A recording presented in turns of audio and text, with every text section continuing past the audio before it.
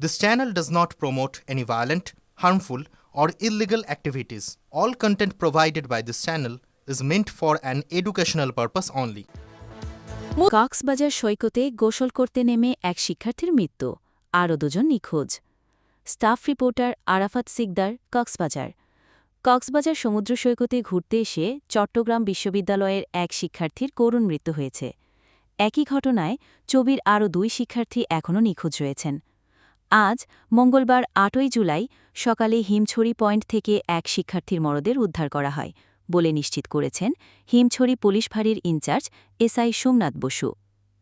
জানা গেছে, নিহত ও নিখোঁজ তিনজনেই চট্টগ্রাম বিশ্ববিদ্যালয়ের ডেভেলপমেন্ট স্টাডিজ বিভাগের ২০২৩-২৪ শিক্ষার্থী। তারা চারজন মিলে সোমবার কক্সবাজারে ঘুরতে আসেন। আজ সকালে হিমছড়ি সৈকতে গোসল করতে নামেন তিনজন।